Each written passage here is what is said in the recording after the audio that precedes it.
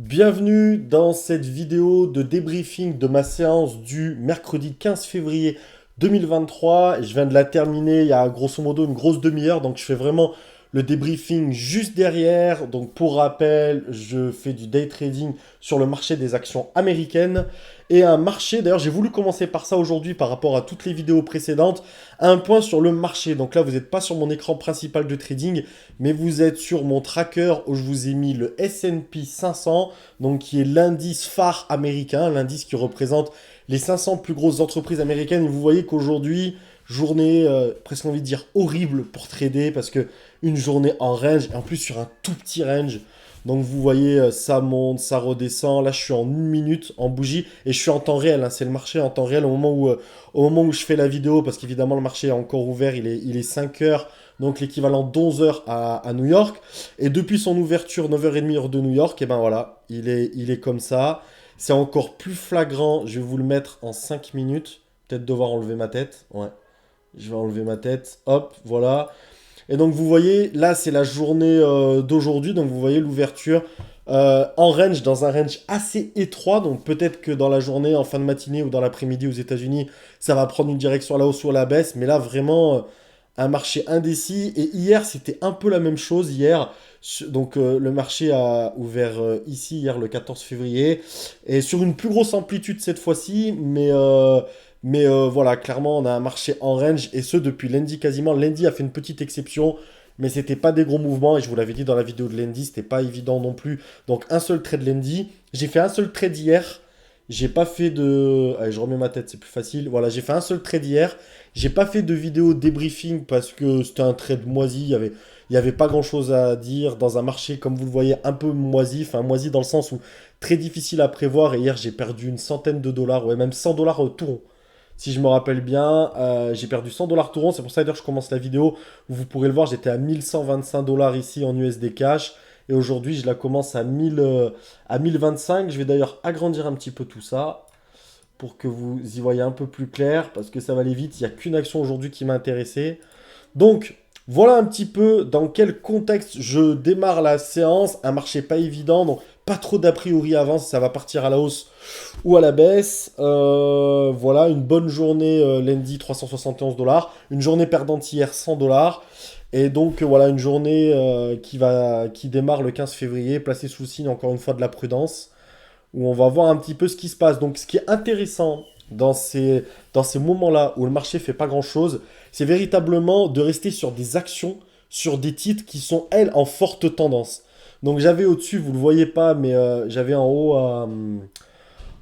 à gauche, je vais y arriver, l'action Roblox qui était à plus 20%. Et j'avais en dessous, c'est l'action qui va nous intéresser, l'action américaine, CRDO, qui elle a ouvert avec un gap baissier de moins 40%, 43% je crois à l'ouverture, parce que là elle est remontée un peu.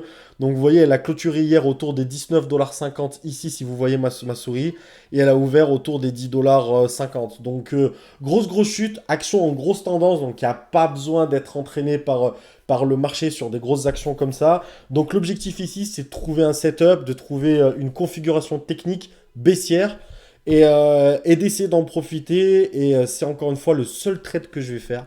Donc c'est vrai que depuis le début de la semaine, je fais un trade lundi, un trade hier et un trade aujourd'hui. On chauffe pas plus que ça, hein. Donc là, première configuration, voilà, ça m'intéresse. Elle est repassée, vous voyez, sous les 11 dollars ici. Donc première, je me positionne une première fois 400 titres. Donc en short à 10,81 $.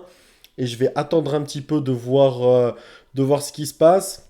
Donc voilà, là, si elle monte, c'est pas grave. J'ai un stop qui est au-dessus des 11,25 $. Donc on est à peu près sur du 200 dollars de perte.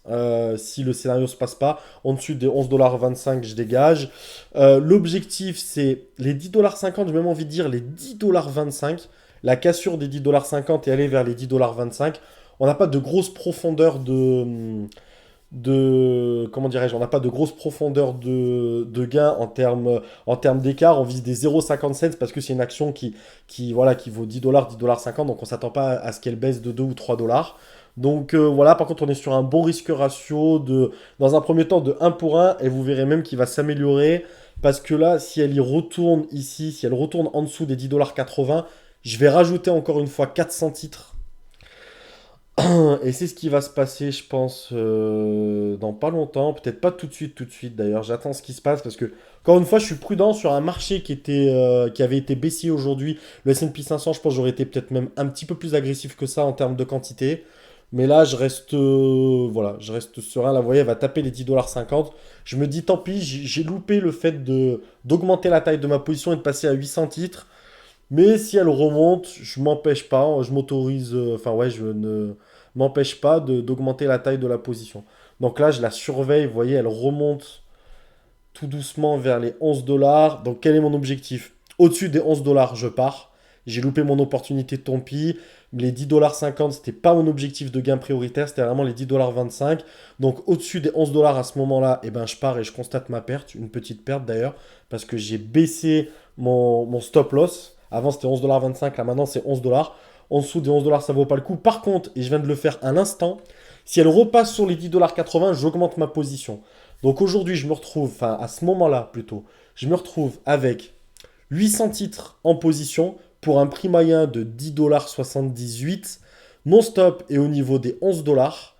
Au-dessus des 11 dollars, je pars, voire peut-être même un petit peu en dessous, mais je pense que 11 dollars, c'est un chiffre rond, c'est un bon niveau, une bonne protection. Au-dessus des 11 dollars, je pars. Et mon objectif, ça va véritablement être les 10,25 $. Donc par contre, j'ai un superbe risque ratio parce que je risque 0,25 dollars à peu près, parce que vous voyez, 10,78 $, mon stop au-dessus des 11, je dégage.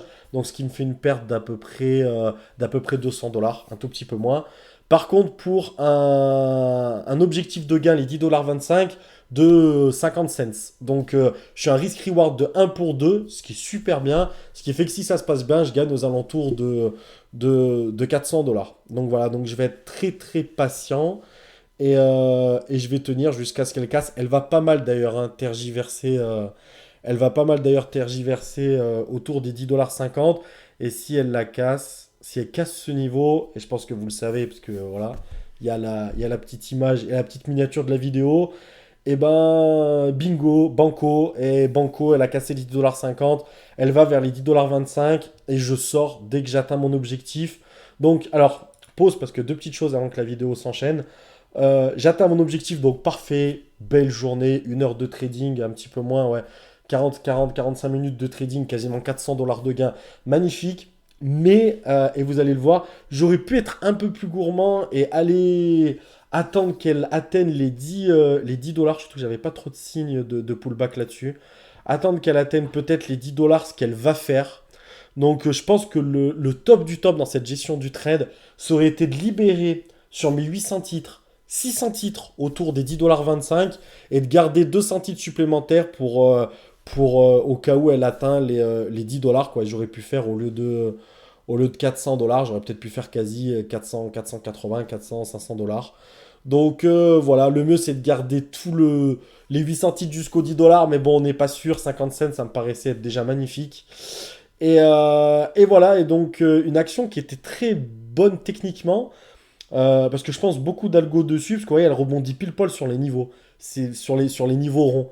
Ouais, les 10,50 $, elle les a tenus, hop, elle est partie. Après, elle allait rebondir pile poil sur les 10 dollars. Là, elle remonte. Je vous spoil, elle remonte vers les 10 dollars. Bon, là, on voit super bien, je vais faire pause. Vous voyez, elle remonte, elle tape pile poil les 10,50 $, 51. Et là, elle va redescendre un peu et après, elle va le ranger. Donc, un bon trade, un trade qu'il faut, mais encore une fois, toujours dans l'objectif de s'améliorer. Je pense qu'une gestion du trade où j'aurais pu libérer peut-être 600 titres aux 10,25 $ et attendre de voir avec 200 titres si je pouvais pas aller gagner 50-60 dollars supplémentaires.